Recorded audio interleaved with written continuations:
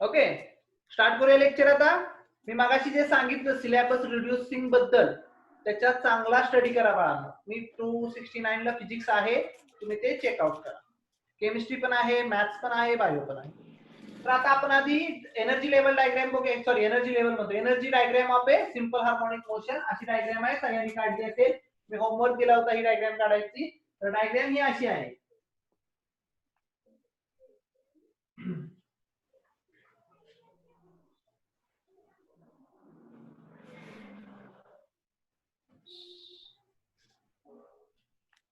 ठीक आहे, ही अशी डायग्राम आहे.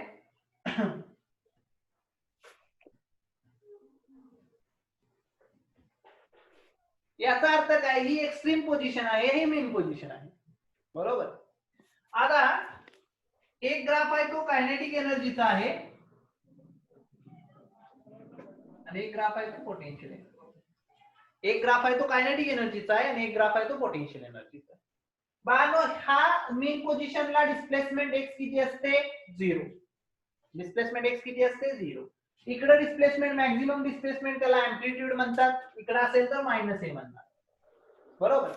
जर मी कायनेटिक एनर्जीचा विचार केला तर कायनेटिक एनर्जी एक्स्ट्रीम पोझिशनला 0 असते, मेन पोझिशनला मॅक्झिमम असते, परत एक्स्ट्रीम पोझिशनला 0 असते. त्यामुळे याचा ग्राफ हा असा आलाय. बरोबर. आणि दुसरा जो ग्राफ आहे पोटेन्शियल एनर्जीचा, एक्स्ट्रीम पोझिशनला मॅक्झिमम असते, मेन पोझिशनला 0 असते आणि एक्स्ट्रीम पोझिशनला मॅक्झिमम असते. त्यामुळे त्याचा ग्राफ असा उलटा आलाय. पण एका पॉइंटला काय होत आहे, हे दोन्ही एकामेकाला इंटरसेक्ट होत आहेत, म्हणजे kinetic energy is equal to potential energy. काल आपण हा पॉइंट काढलाय बाळांनो. हा पॉइंट किती डिस्टन्सला येतो तर a/√2 ला येतो. a/√2 किती पॉइंटला येतो?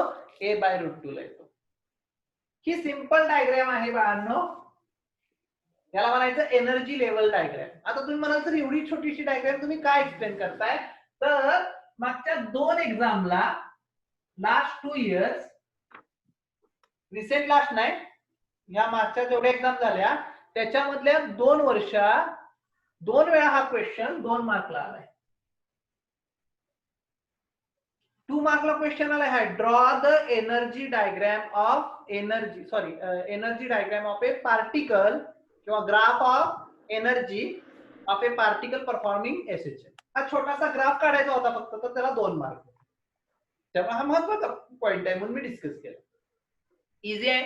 बघा बाळांनो, सुरुवातीला कायनेटिक एनर्जी एक्स्ट्रीम पोझिशनला 0 असते, वाढत वाढत जाते, फायनलला जाते, मॅक्झिमम होते मेन पोझिशनला, परत 0 होते. इकडून जर तुम्ही पोटेन्शियल एनर्जी अपोजिट, एक्स्ट्रीम पोझिशनला मॅक्झिमम, मेन पोझिशनला 0, एक्स्ट्रीम पोझिशनला मॅक्झिमम. ज्या पॉइंटला दोन्ही एकत्र होतात, सेम होतात, त्या पॉइंटला डिस्प्लेसमेंट किती असते बाळांनो? a/√2. ते काल आपण डिराइव्ह केले. समजलं सगळ्यांना? सिंपल पॉइंट आहे, काल आपण डिस्कस करायचा ठरवलेला. नोट्स मध्ये आलेला असेल, तुम्हाला ही डायग्राम काढायला लावलेली मी सगळ्यांनी ही डायग्राम काढून ठेवा.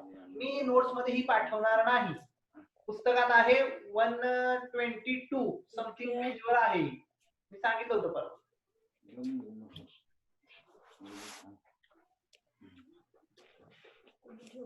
Okay, now we are going to discuss the simple pendulum, the another important derivation of this chapter. What is meant by simple pendulum? Simple pendulum is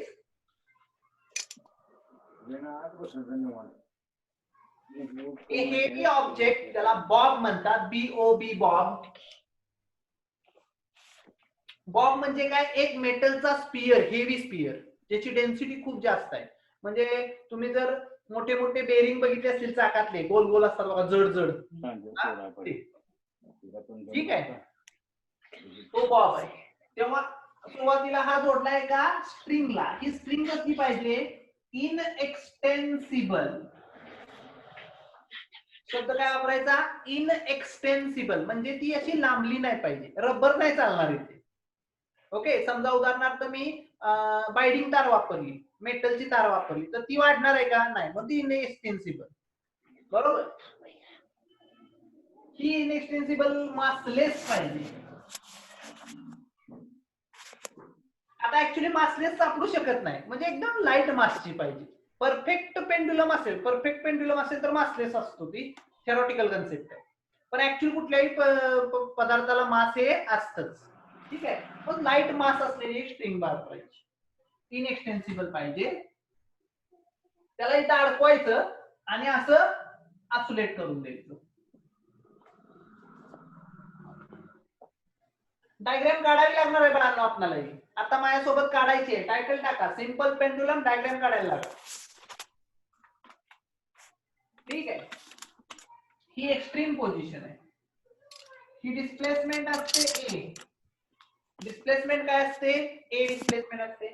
समजा ह्याने अँगल थीटा तयार केला. इथं अँगल किती केलाय? थीटा. आता बाळांनो ही जी डिस्प्लेसमेंट आहे ही जास्त नाही पकडायची, एकदम लहान पकडूया आपण, एकदम लहान. हा थीटा आहे, हा व्हेरी व्हेरी स्मॉल पकडूया. Theta is very very small.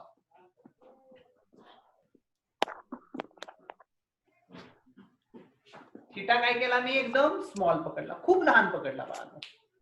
हा, एकदम स्मॉल डिस्प्लेसमेंट दिल्या त्याला मी, मोठी नाही दिली, एकदम लहानशी छोटीशी डिस्प्लेसमेंट दिली की जेणेकरून तो असा असा मूव्ह होतो. ठीक आहे, आता ह्याच्यावर काय, ह्या बॉक्सचं काहीतरी मास असणार आहे हे कळलं पाहिजे. हे कळलंच काम संपलं आपलं, निम्म काम झालं आपलं, हे कळलं पाहिजे. ह्याचं मास असणार आहे. वेट कुठं ओढणार बाळा? खाली. वेट कुठं ओढणार? खाली ओढणार. mg कुठं ओढणार? खाली ओढणार. बरोबर. आता याचं टेन्शन ओढणार वरती. टेन्शन कुठं ओढणार? वरती. याला छाता रूल किंवा छत्री रूल म्हणतो आपण. जिकडं जिकडं टेन्शन काढायचं आहे त्या बॉबवर बसायचं आणि छत्री उघडायची. ज्या डायरेक्शनला छत्री उघडेल त्या डायरेक्शनला टेन्शन असतं. तुम्ही इथं बसला आणि ह्या दोऱ्याचं टेन्शन काढायचं आहे, छत्री उघडली तुम्ही, तर कुठल्या डायरेक्शनला जाणार बाळा? वरच्या डायरेक्शनला जाणार. म्हणजे टेन्शन कुठे जाणार? वरती जाणार. बरोबर आहे, टेन्शन वरती जाणार. आता बघा हे टेन्शन ऍक्च्युली अशी लाईन झाली, बरोबर आहे, पण mg तिरका झाला आणि फिजिक्स मध्ये तिरका फोर्स चालत नाही. आपली चर्चा झाली याच्यावर. फिजिक्स मध्ये तिरका फोर्स चालत नाही. मग आपण त्याला काय करतो? रिझॉल्व्ह करतो. आपण काय करतो? रिझॉल्व्ह करतो. याचं जर रिझॉल्युशन केलं तर हे असेल. त्याचं रिझॉल्युशन केलं तर हा असा ह्या क्वाड्रंट मध्ये जातोय ना, थर्ड क्वाड्रंट. आता तो असा आहे म्हणून दिसतोय आपल्याला, पण जर आपण सरळ केला याला, असा सरळ केला तर हा तिसऱ्या क्वाड्रंट मध्ये. तिसऱ्या क्वाड्रंट मध्ये आपण रिझॉल्युशन कसं करतो बाळा? एक फोर्स इकडे लावतो आणि एक फोर्स इकडे लावतो. हा एफ असेल तर हा एक तयार होतो, हा एक तयार होतो. हा एफ वाय तयार होतो, हा एफ एक्स तयार होतो. बरोबर. समजा अँगल इकडे आहे तर याची किंमत येते एफ कॉस थीटा आणि याची येते एफ साइन थीटा. बरोबर आहे. जर अँगल याच्या बरोबर घेतला, वरच्या बरोबर, जे 11वीला नव्हते त्यांच्यासाठी चालले, बाकीच्यांना हे येत असणार आहे. हा थीटा जर अँगल याच्या बरोबर असेल, खालच्या बरोबर, तर इकडे एफ कॉस थीटा लिहायचं. आणि जर याच्या बरोबर असेल तर इकडे लिहायचं. आता समजा मी इथला अँगल घेतोय तर याची किंमत एफ कॉस थीटा येणार आणि याची काय येणार? F sine theta. म्हणजे अँगल पुन्हा बरोबर घेतोय हे महत्वाचं. बरोबर. मग बाळांनो आता इथं अँगल हा आहे, बरोबर आहे का? हा अँगल असा आहे, म्हणजे ही अशी लाईन आहे आणि अशा दोन लाईन्स काढल्या. तर हा अँगल आणि हा अँगल ह्याला म्हणतात काय म्हणतात? काय म्हणतात? Corresponding angle. हे दोन कसले अँगल आहेत? Corresponding angle. म्हणजे हा अँगल आणि हा अँगल काय आहे? Corresponding angle. आणि दीज आर सेम. म्हणजे हा जर थीटा असेल तर हा सुद्धा थीटा आहे. हा जर थीटा असेल तर तो पण काय येणार आहे? थीटा येणार आहे. बरोबर आहे बघा. हा थीटा तर हा पण थीटा. मग अँगल पुन्हा बरं ह्याच्यावर आहे, ह्याच्यावर. मग याची किंमत काय आली? mg. f ची ऐवजी mg लिहिणार ना, mg cos थीटा आणि इकडे लिहिणार mg sin थीटा. बघा डायग्राम सगळ्यांनी लक्षात आली का? सगळ्यांच्या डायग्राम. mg sin थीटा तोडणार आणि mg cos थीटा इकडे ओढणार. समजतंय का बघा सगळ्यांना? सगळ्यांच्या लक्षात आलं का? mg cos थीटा आणि mg sin थीटा. आता पुस्तकात डेरिवेशन वेगळं आहे आणि मी डेरिवेशन वेगळं देणार आहे. त्यामुळे तुम्ही म्हणायचं नाही की अहो सर ते पुस्तकातलं डेरिवेशन काहीतरी वेगळंच आहे, तुम्ही वेगळंच दिले. तर मी ते तुम्हाला दाखवतो कसं येते. दोन्ही पुस्तकातलं तुम्ही पुस्तकातलं वाचा, मी माझ्या पद्धतीचं सोपं डेरिव्हेशन देतोय. आणि पेपर मध्ये हे लिहिलं तरी चालेल, शेवटी टाइम पिरियडच काढायचा. ठीक आहे, तर हे आपण स्टार्ट करायचं. डायग्राम काढली सगळ्यांनी? युट्यूबला लेक्चर टाकीन, बघून काढली तरी चालेल. आणि नोट्स मी पाठवतो, आज संध्याकाळी पाठवतो या नोट्स, हा लिहून व्यवस्थित माझ्या. ओके, मग इथं आपण डेरिव्हेशनला स्टार्ट करूया. Simple pendulum. सिंपल पेंड्युलम कशाला म्हणतात? आधी त्याची डेफिनेशन लिहून घ्या. Simple pendulum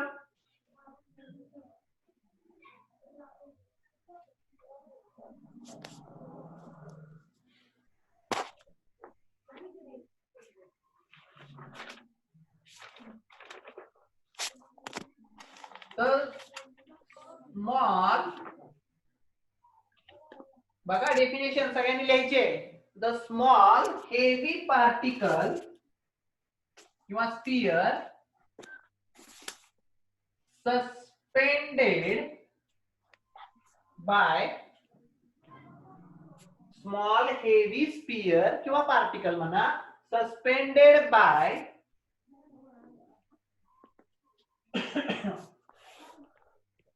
light, LIGHT light. Massless म्हणू शकत नाही, मासलेस आयडियलला. आयडियल पेंडुलम असेल तर मासलेस म्हणायला लागेल, पण आता आपण प्रॅक्टिकल बघतोय. Light inextensible string. कसा पाहिजे तो स्ट्रिंग? लाईट पाहिजे आणि इनएक्सटेन्सिबल म्हणजे लांबला नाही पाहिजे. String to a rigid support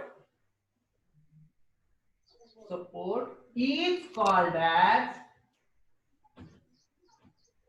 simple pendulum.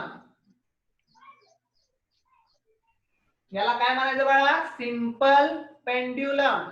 लिहून टाका सगळ्यांनी.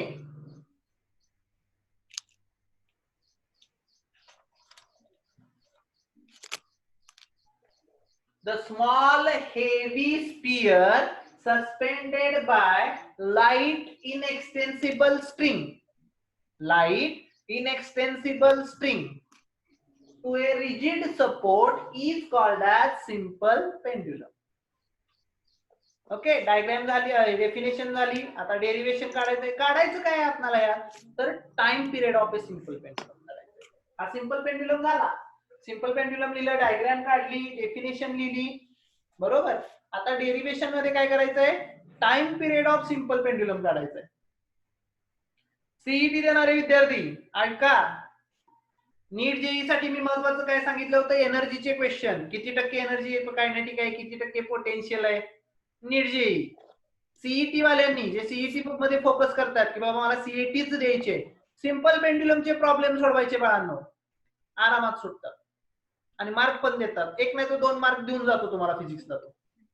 त्यामुळे ह्याचा अभ्यास चांगला करा, कारण की ग्रॅव्हिटेशन मध्ये पण हे आहे आणि याच्यामध्ये सुद्धा सिंपल पेंड्युलम ह्यात सुद्धा आहे. ओके, तर त्यामुळे याचे प्रॉब्लेम जास्त येतात. मी सांगतो ते कसे येतात, कसे सोडवायचे, पुढे पुढे घेणार आहे. हे लिहिलं सगळ्यांनी? आता टाइम पिरियड स्टार्ट करूया. चला,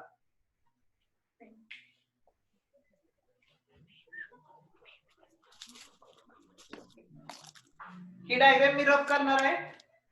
रफ करणार आहे डायग्राम, फक्त त्याच्या आधी त्याची माहिती लिहून घेऊया आणि मग रफ करूया. Consider a small heavy sphere, ज्याला बॉब म्हणतो आपण, ज्याला काय म्हणतो? बॉब. एक consider a small heavy sphere, ज्याला बॉब नाव दिले आपण, suspended by a light inextensible spring. Suspended कशाने केलाय? Light inextensible string of length L. Of length. Renuka, तुझा जरा माइक बंद कर, खूप डिस्टर्बन्स येतोय. ओके,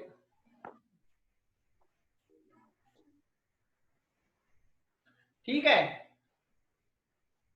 तर consider a small heavy sphere suspended by a light inextensible spring of length L. ठीक आहे. if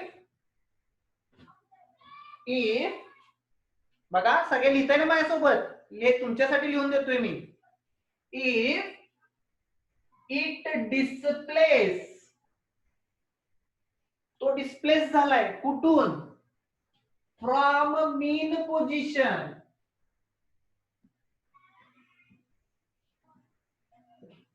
by distance x, by distance x, छोटासा डिस्टन्स x आहे, एकदम लहान आहे. Making a small angle theta, making काय झालंय? स्मॉल अँगल थीटा तयार झालाय. इथं थीटा तयार झालाय ना बाळा. Small angle theta with vertical, vertical बरोबर स्मॉल अँगल काय तयार झालाय? थीटा.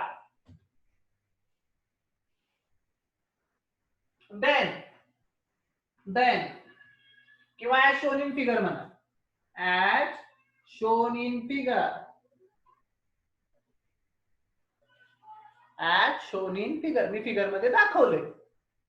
मला हे लिहायचंय ना mg ला रिझॉल्व्ह केलेलं, म्हणून हा माझा उद्योग चाललाय. आणि एकदा हे सापडलं ना मग तुम्ही डेरिव्हेशन आरामात लिहू शकताय. हे कळलं सगळ्यांना? एक्सप्लेनेशन मी मनानच दिलं का नाही बाळांनो?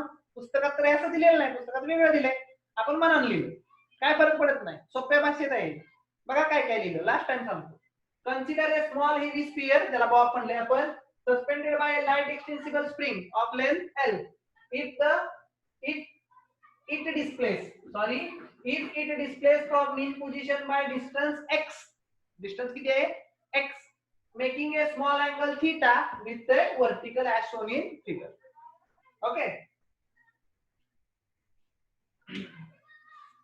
लिहिलं असेल तुम्ही हे?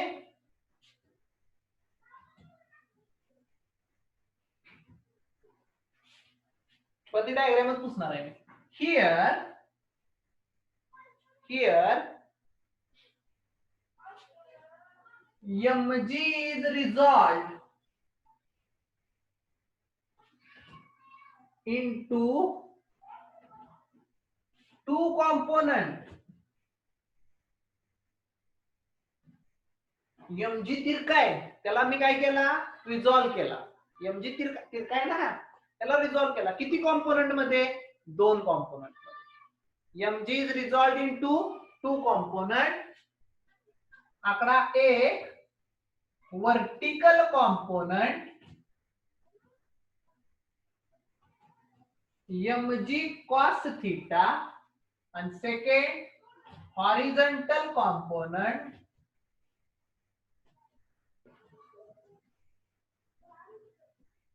mg sin theta. बघा बाळांनो, हा वर्टिकल आहे, उभा आहे ना, म्हणून mg cos theta, आणि हा हॉरिझॉन्टल आहे, आडवा, त्याचं नाव काय ठेवलं आपण? mg sin theta. हा जातोय ना, समजतंय का? We have to derive derivation for time period of a simple pendulum. मला टाइम पिरियड काढायचा आहे, टी काढायचा आहे, टी. बरोबर आहे? ठीक आहे, स्टार्ट करतो मी सगळं.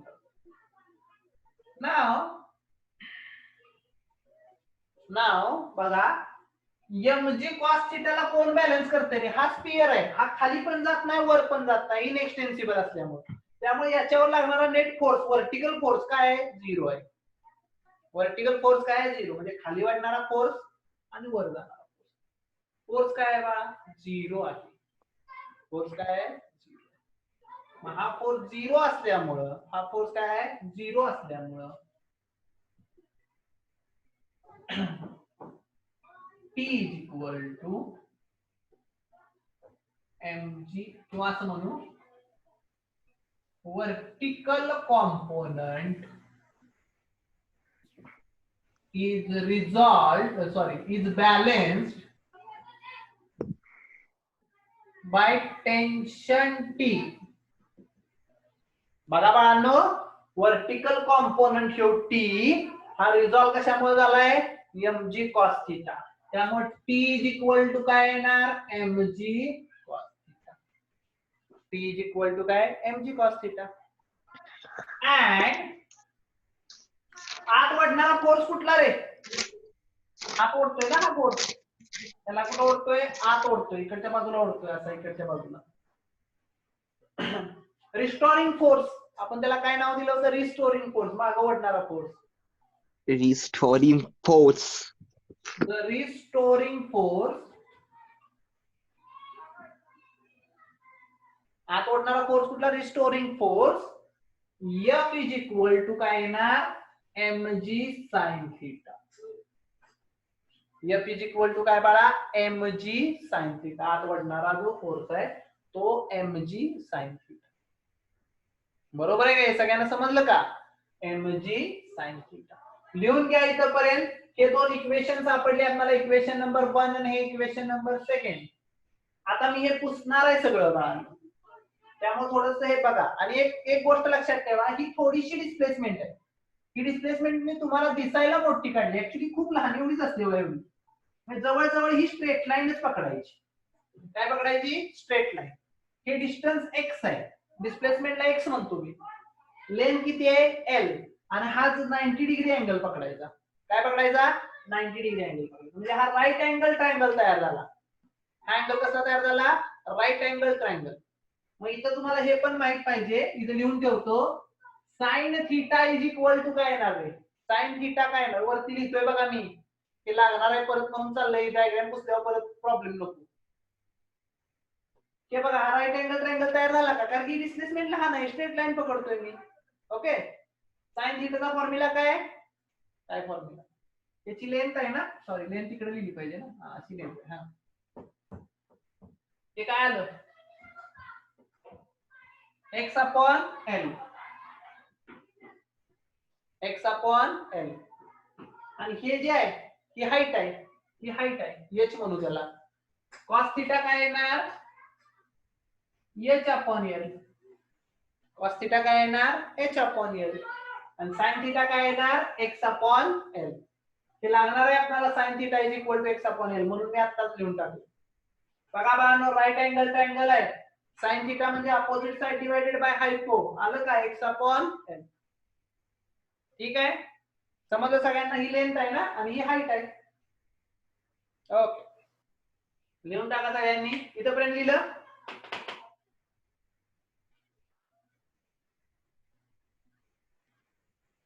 मग हे पुसून टाकूया आणि त्याचा डेरिवेशन घेऊया.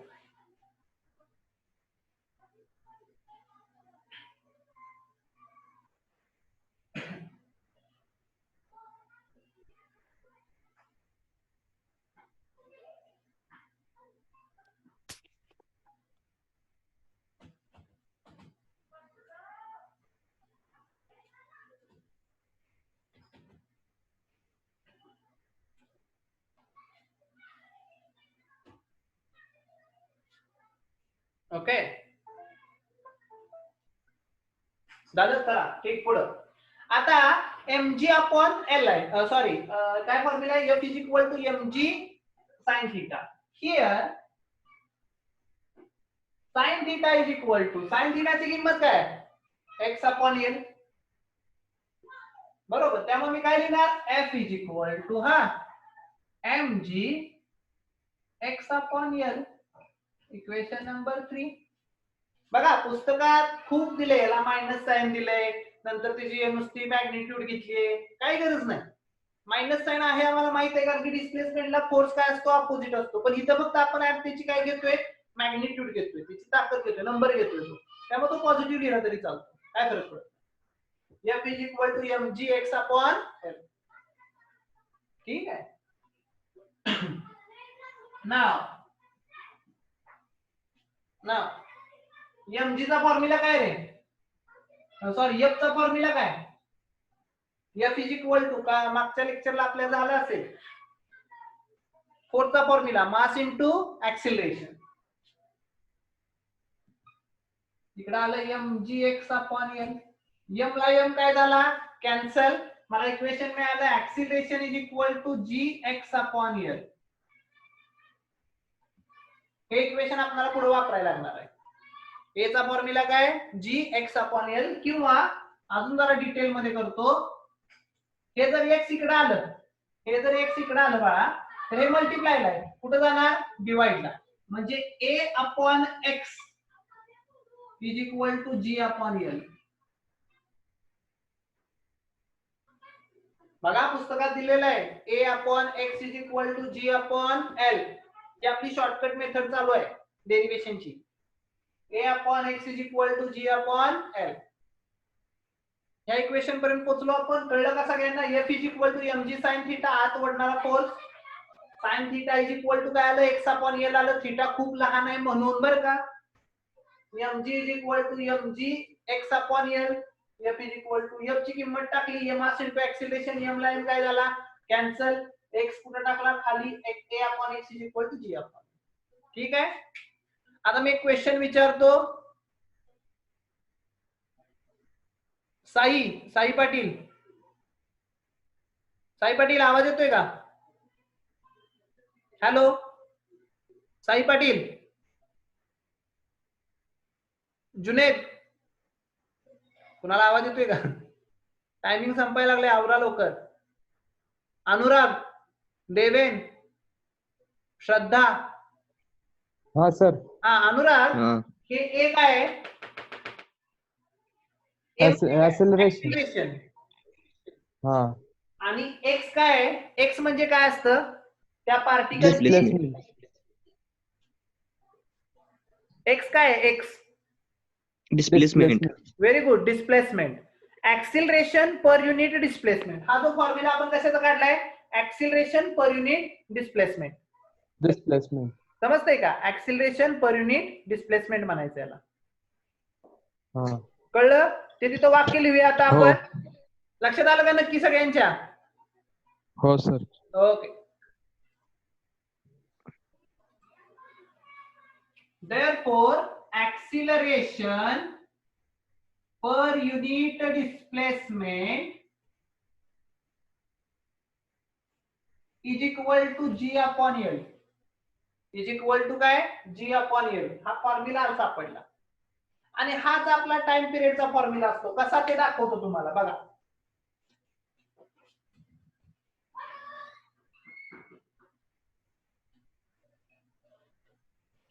Now we know that, आम्हाला माहित आहे, ऍक्च्युली सगळं माहित असतं आपल्याला. हा, ओमेगाचा फॉर्म्युला काय आहे? Displacement upon time. Displacement upon time. जेव्हा तो पार्टिकल एक ऑसिलेशन कंप्लीट करतो तेव्हा डिस्प्लेसमेंट असते 2 पाय 360. आपण ग्राफिकल रिप्रेझेंटेशनला बघितलंय बघा ते. आता सिलेबस मध्ये ग्राफिकल रिप्रेझेंटेशनच काढून टाकले, हे शिकवायला लावले पोरांना. कसं कळायचं नवीन पोरांना काय नाही.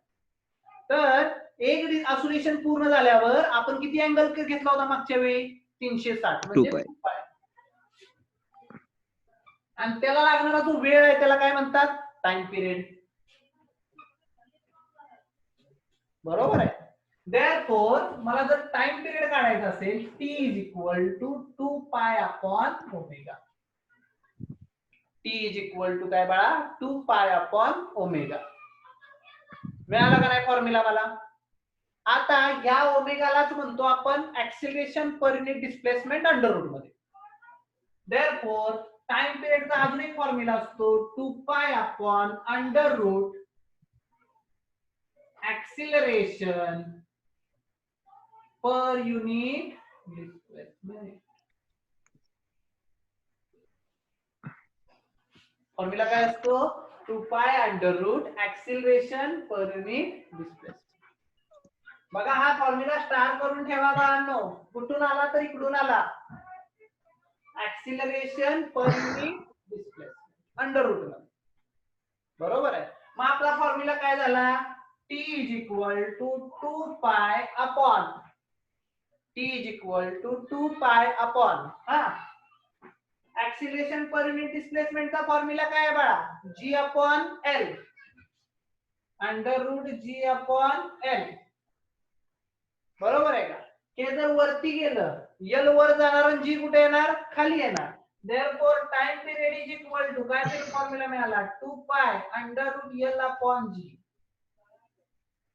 This is your final equation. काय इक्वेशन बघा हा L वर गेला बघा ज्यांना कळलं नाही त्यांनी नीट बघा हा L गेला वरती आणि G आला खाली. फॉर्म्युला काय मिळाला T is equal to 2 pi under root T upon G. Bore झालं काय लेक्चर भरपूर विद्यार्थी निघून जात आहेत. समजलं का सगळ्यांना हा पॉइंट दिसत नसेल तर थोडस खाली करतो हे बघा T is equal to formula काय 2 pi under root L upon G. That is your final formula for the time period of a simple pendulum. सगळ्यांना समजलं? देवेंद्र समजलं का बघा? हो नक्की हो सर. एक्सलरेशन पर युनिट डिस्प्लेसमेंट मध्ये a बाय x पण लिहू शकतो ना आपण का नाही लिहू शकतो? हा a बाय x हे काय इथे काढले इथं अंडर रूट मध्ये a बाय x लिहू शकतो का? हा अंडर रूट मध्ये a बाय x चालतंय का g बाय l च्या ऐवजी? अरे हा पण ऍक्च्युली काय आहे g बाय l च लिहावं लागणार ना तुला कारण की आपण a बाय x चा फॉर्म्युला काय काढलाय हे तर त्यासाठी तर डिराइव्ह केलं ना आपण सगळं. हा a बाय x च येणार आहे इथं मी नाव टाकलंय त्याला कंसात a बाय x म्हणला तरी चालेल. कळलं का? कळलं. की a बाय x आहे पण ह्या a बाय x ची किंमत आपण काढली ना g बाय l. लक्षात आलं का बाळा? आता क्लिअर झाली का सगळ्यांची? and this is the formula for the time period. आता ह्याच्यावरून याचे लॉज सांगायचे आहेत. उद्या मी याचे लॉज घेणार. आज आपण जस्ट जनरल बघितलं याचं डेरिव्हेशन. ऍक्च्युली उपयोग याचा काय बघितलाच नाही आपण. आता जे उद्या लेक्चर घेणार आहे आपण याच्यामध्ये याचा उपयोग करून सेकंड पेंड्युलम काय असतो, टाइम पिरियड किंवा याचे लॉज काय आहेत, लॉ ऑफ सिंपल पेंड्युलम याचे लॉज काय आहेत हे वापरून मग आपण न्यूमरिकल सोडवायचे. आज न्यूमरिकलचं काही घेतलंच नाही मी, आज फक्त डेरिव्हेशन घेतले. काय डिराइव्ह केलं? T is equal to 2 pi under root L upon G. हे मी आज डिराइव्ह केलं. आज थेरॉटिकल पार्ट संपला. उद्या ऍक्च्युअल अप्लाइड पार्ट घ्यायचा नेक्स्ट लेक्चरला. समजलं सगळ्यांना हे? ठीक आहे. उद्या मी याचे पुढचे पॉइंट्स घेणार आहे बाळांनो. हे तुम्ही सगळ्यांनी लिहून काढा. ओके. जर काही क्युरी आली तर मला विचारा. याची एक अल्टरनेट मेथड पण आहे, अजून एक फॉर्म डेरिव्हेशन पण आहे, ते पण लिहून पाठवतो संध्याकाळी मी. म्हणजे जर एखाद्याला हे अवघड वाटत असेल सर तुम्ही हे सांगता यातलं मला काहीतरी जरा अवघड वाटतंय तर ते वापरलं तरी चालेल. ज्याला ते आवडत नाही त्यांनी हे वापरा. ठीक आहे. उद्या बाकीचं घेऊया. मग नोट्स मात्र मला नक्की पाठवायचे सगळ्यांनी. थँक्यू.